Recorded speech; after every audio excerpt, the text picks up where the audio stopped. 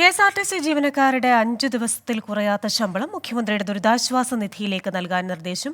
മുണ്ടക്കൈ ചൂരൽമല ഉരുൾപൊട്ടൽ ദുരന്തവുമായി ബന്ധപ്പെട്ടാണ് പണം നൽകാൻ കെഎസ്ആർടിസി മാനേജിംഗ് ഡയറക്ടറുടെ ഉത്തരവ്. CMDRFലേക്ക് സംഭാവന നൽകുന്നത് നിർബന്ധമല്ലെന്നും ഉത്തരവിൽ വ്യക്തമാക്കുന്നു. വിവരങ്ങളുമായി തിരുവനന്തപുരത്ത് നിന്ന് ഹരികൃഷ്ണനുണ്ട്. ഹരികൃഷ്ണൻ, ഈ ഒരു ഉത്തരവിലെ വിശദാംശങ്ങൾ എന്തൊക്കെയാണ്?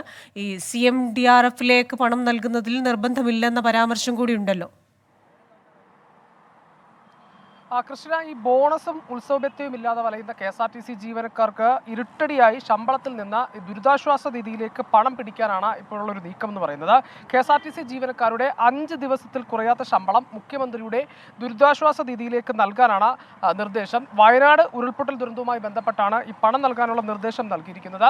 ഈ മുഖ്യമന്ത്രിയുടെ ദുരിതാശ്വാസ നിധിയിലേക്ക് സംഭാവന നൽകുന്നത് നിർബന്ധമല്ലെന്ന് ഇതിനായി പുറത്തിറങ്ങിയ KSRTC മാനേജിംഗ് ഡയറക്ടറുടെ ഉത്തരവിൽ പറയുന്നുണ്ട്. പക്ഷേ തുക ഈടാക്കാനായി സമ്മതപത്രം ജീവനക്കാരിൽ നിന്നും സ്വീകരിക്കും.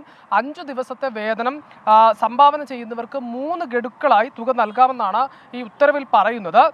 CMDRFലേക്ക് സംഭാവന നൽകുന്ന തുക സെപ്റ്റംബർ മാസത്തിലെ ശമ്പളത്തിൽ നിന്ന് കുറവ് ചെയ്യുകയും ചെയ്യും. ജീവനക്കാർക്ക് PFൽ നിന്ന് തുക അടയ്ക്കാമെന്നും നിർദ്ദേശമുണ്ട്.